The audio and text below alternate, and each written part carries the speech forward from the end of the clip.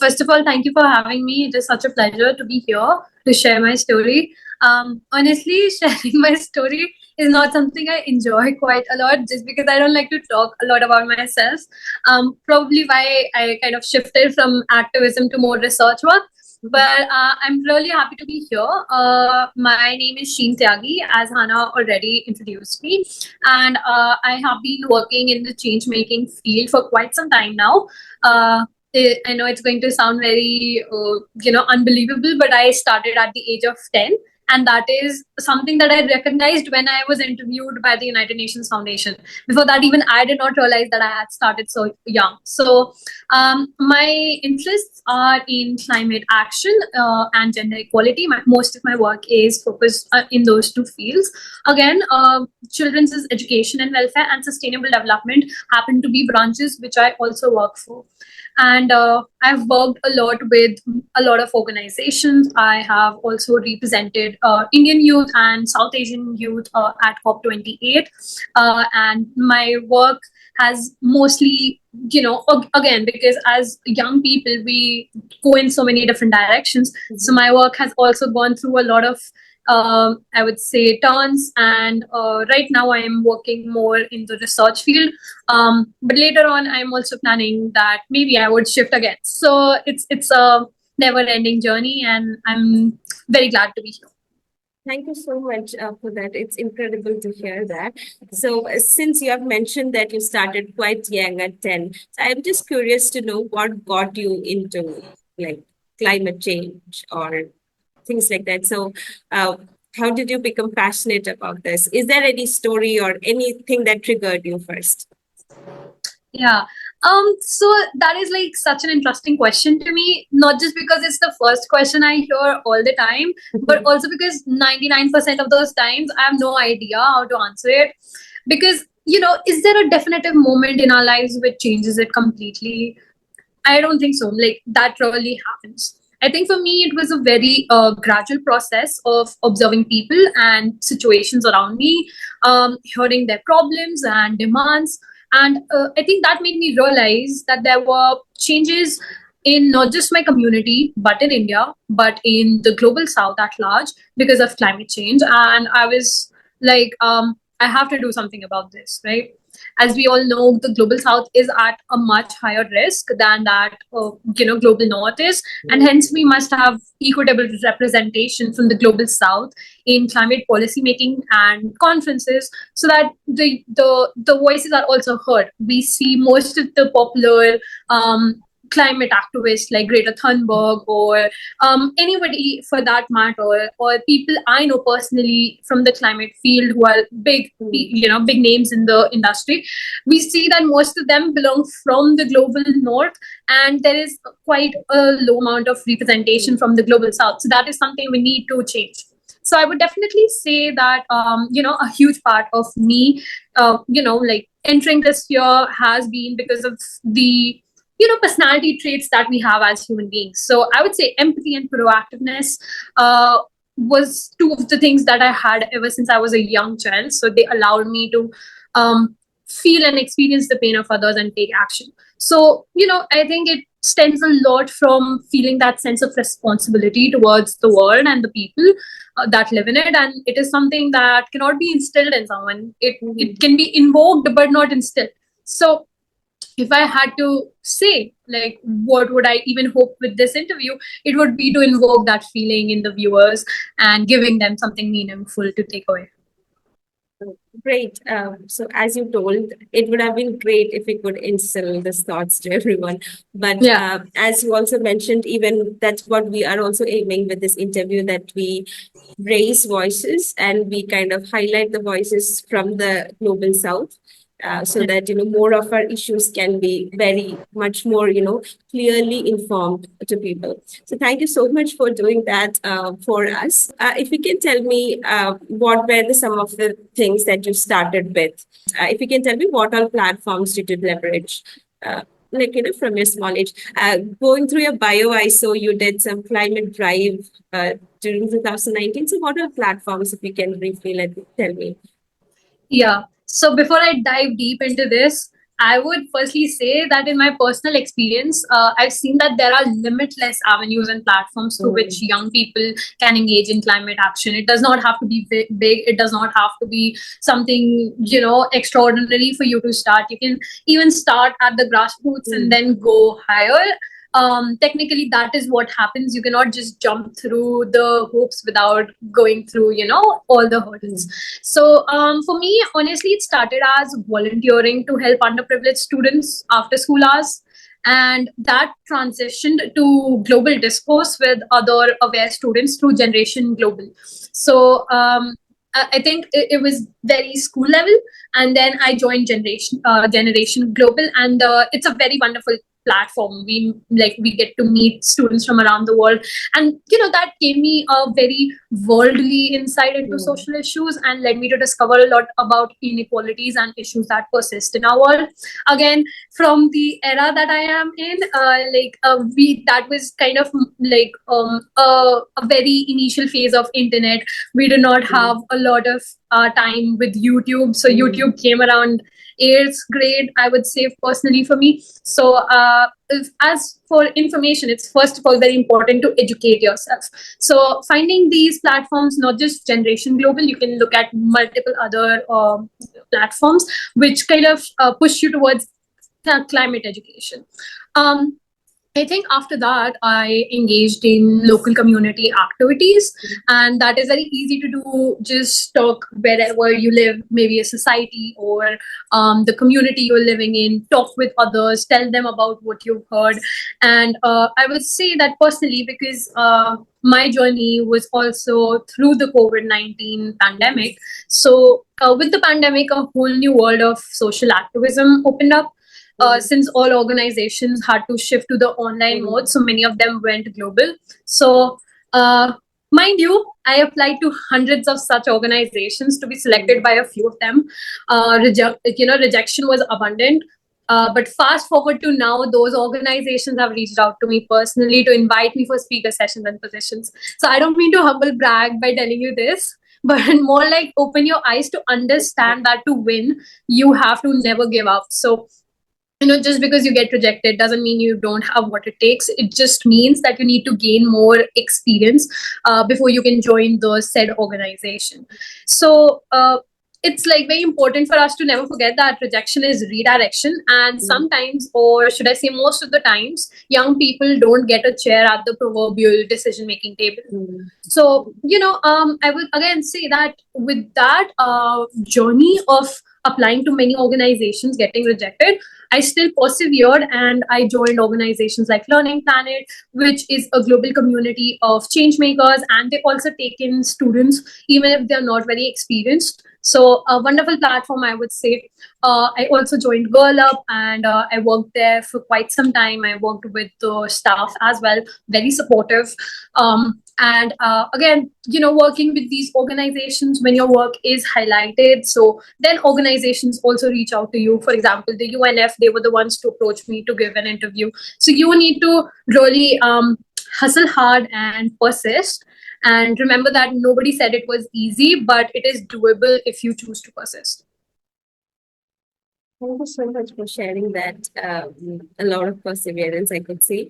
And I'm sure like young people like you hearing this would definitely get an idea of what to do, and if they have a passion, how to pursue it. So thank you so much for sharing that. So I'm just curious, what projects are you currently doing in, or are you studying, or what is your current update?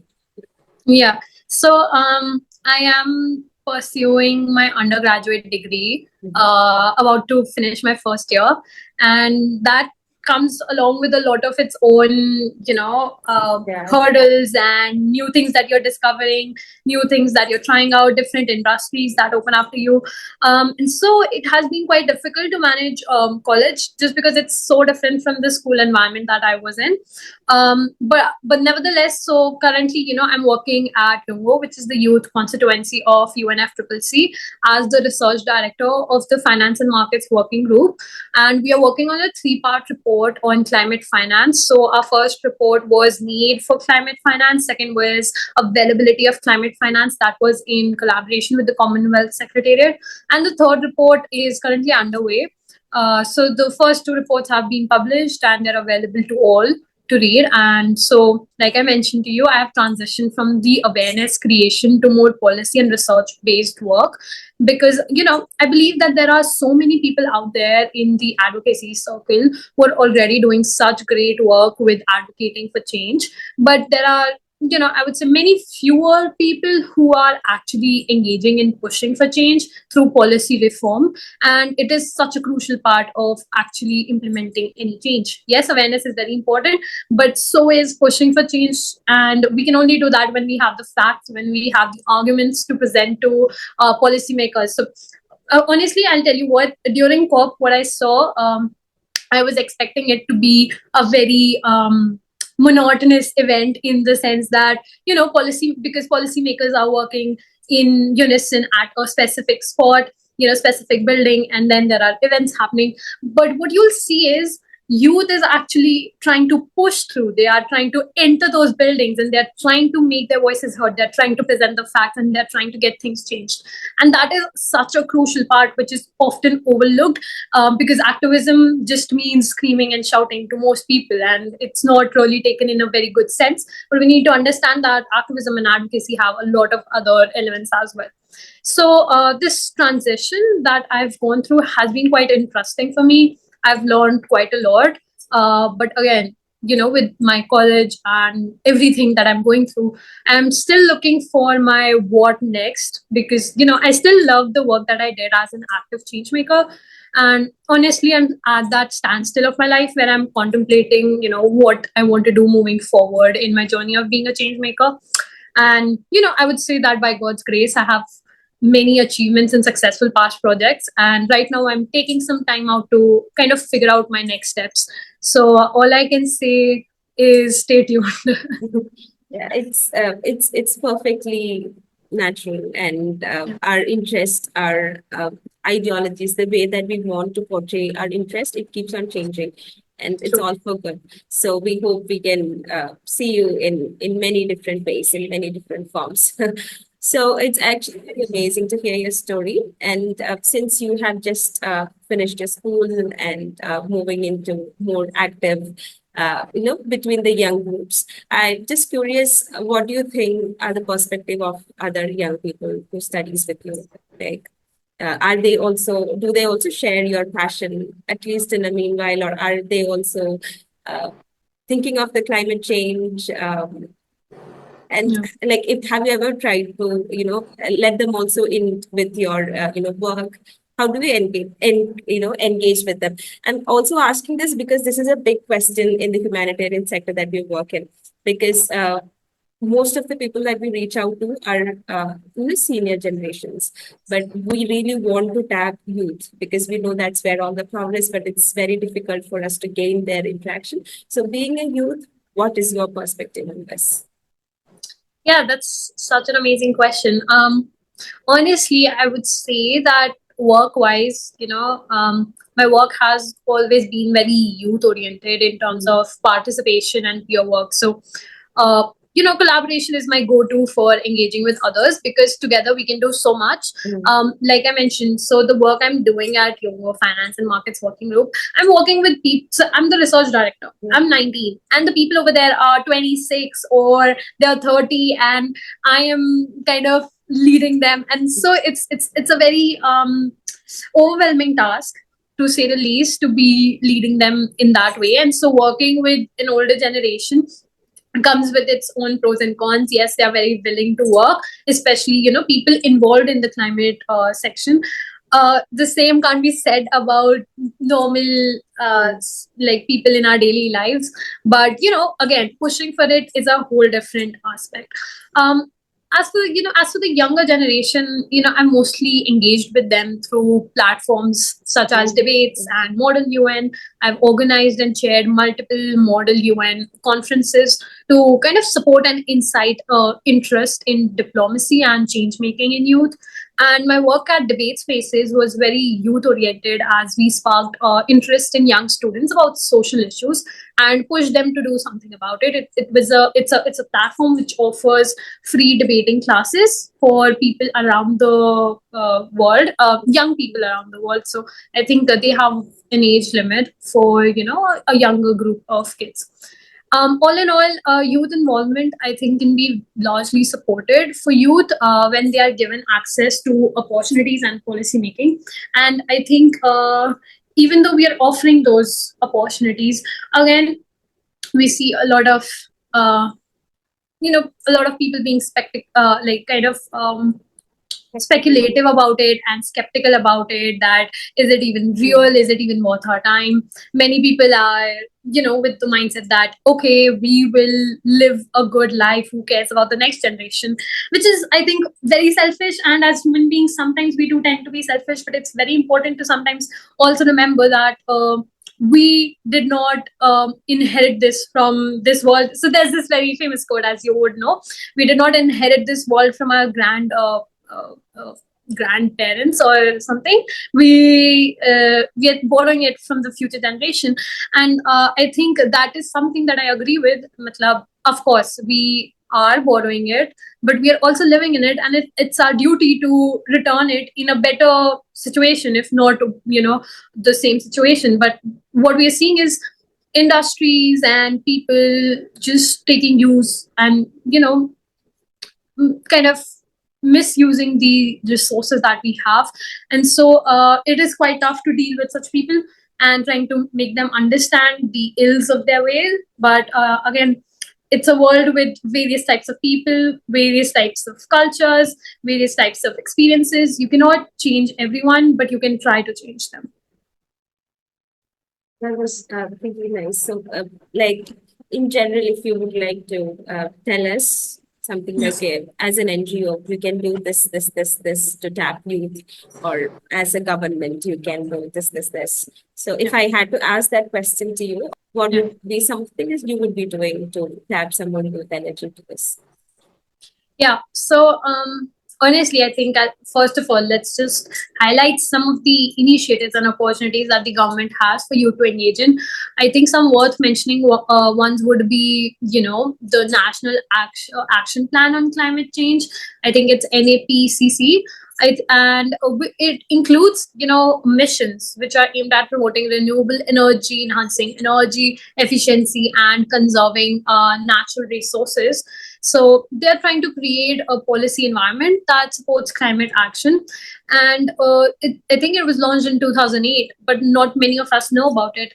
And so engaging with such initiatives, or I've also seen that a lot of people have now started working with Niti Aayog India. They have really good internships for university students. I was also considering that. And so such innovative internships, fellowships, or these are really pushing forward some positive change in our society. There are government schemes like the Green Skill Development Program, which is aimed at empowering youth with skills in environmental conservation and sustainable development. And the Indian government has their own amount of fellowships and internships to provide young activists with hands-on experience in policy making and implementation. And so I would also mention that at COP, while I was doing an interview, I also saw the Minister of Environment, and I really wanted to go and talk to them. But then again, that video was going on the way; they were on the way. But because I was wearing a sari, they could understand that yes, this is like an Indian youth, and so we smiled at each other. And so it is so nice to see when when you will go at such events. I saw so many people in saris. There was so much of representation over there. And so COP28 was the biggest COP conference of all times. And so it is really good to see that Indian people are going out there, they're making their voices heard. And even the government is very supportive in that manner. And yeah, so I think other than that, we have also seen that there has been a lot of integration of environmental education in school and college curricula recently, and there has been a lot of support for research and development in climate science and sustainability at universities. That's what I am also kind of witnessing at my college, and so this is on the rise to raise awareness from a young age. As for NGOs, some noteworthy NGOs would be Center for Environment Education and TERI, so Energy and Resources Institute. They conduct a lot of workshops and training sessions, and they provide resources to empower young activists. And we also see so many NGO organizations and non-profit organizations which are actively engaging students and young people into this global movement. And so, needless to say, there's quite a positive acceleration. However, much more can be done to enhance the accessibilities of these resources and these opportunities, and to scale youth initiatives. These are again the same things that I did mention at my COP speech, because I think these three things are very much important right now for Indian youth to be at the forefront and represent the global South strongly. Firstly, I believe that we need to establish some types of formal mechanisms for including young activists in policy making processes at local, state, and national levels. At COP, I did mention that we could have a communication set up so that all youth activists can engage with each other. Right now, at this point, we don't have any platform where all Indian youth can actually converse with each other. Yes, we meet each other on global platforms. We don't meet each other on Indian platforms because there are none.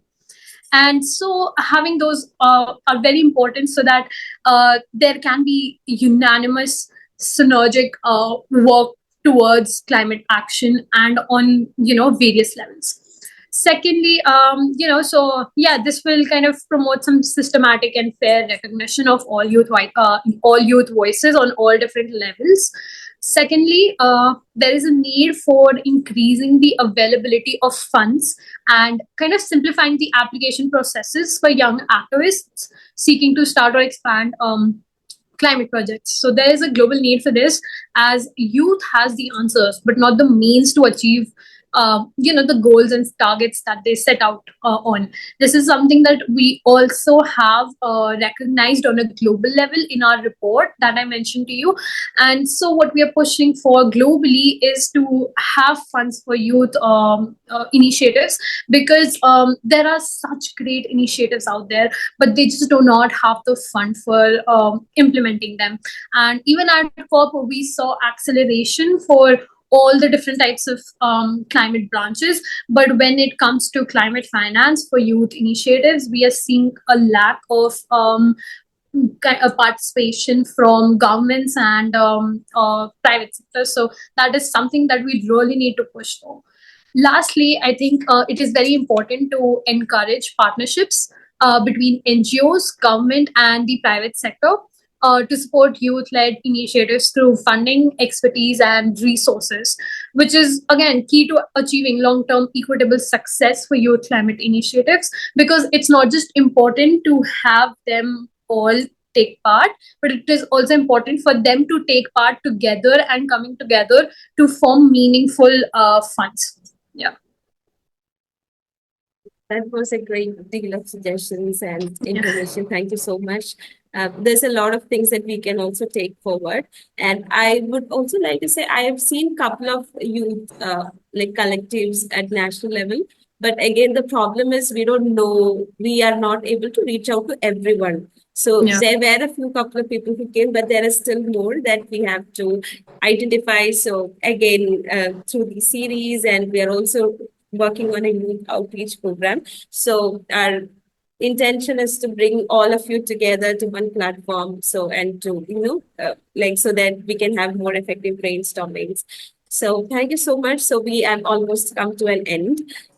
So lastly, I know you don't have like any immediate plans, and you are still studying. You have a lot of time in front of you. But if I can ask you, what is your future goals, or if you have any dream that you would like to achieve, anything in future? So, I would say my future goals and dreams for climate action at this point is to push for climate finance and youth in policy making. Like I've said, youth has a lot to offer, be it through their voice, putting forth options, and holding leaders accountable, or through their climate initiatives. It is key that we put them at the forefront of all climate action work. As such, I'm already involved in initiatives and I have also advocated for the same at many events in the past.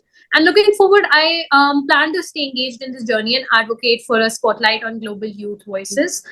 Personally, I am quite very confused as to what I want to do next, because there were a lot of projects and organizations I was working with, and they have come to an end. I have completed them, and at this point, my main focus and current running focus is on the report with Younger. But after that, I am really considering what do I want to do next and how do I want to move forward with this journey. I did receive a lot of organizations asking me to join their ambassador programs or whatever. But at this point, I'm like still trying to figure out what I want to do next. Because there are so many things that I could go into. But I think whatever I will do, it will most probably be for people. And because I think that's what my passion lies in, working with people, helping them out. And so it could be anything. I'm still discovering every single day, and I'm really looking forward to whatever the future holds for me. Sure. Like aiming to work for climate finance itself is a big thing, and more than that, highlighting working for youth voices to be heard is it's huge. So thank you so much for hanging in, and we hope to see you in the climate sphere like 10, 20 years from today. So like before we wrap up, if you could let people know where they can learn more about your work or get involved in climate activism and advocacy efforts, or get to know about you, you can share your. Yes. So I have a website. It is Sheen Tyagi, SHEENTYAGI .CARRD.co. That's my website, through which you can access all my social media handles. You can get access to my email address if you want to reach out to me personally. And yes, you can reach me out on those social media handles, LinkedIn, Instagram, whatever. And more than that, it also lists all the previous things that I've done, all the work achievements and whatever. And so if you want to have a look, you can go over there. Actually, there's this line that I discovered when I was in 12th grade, and I had met new people, and they asked me, can you tell us a little bit about you?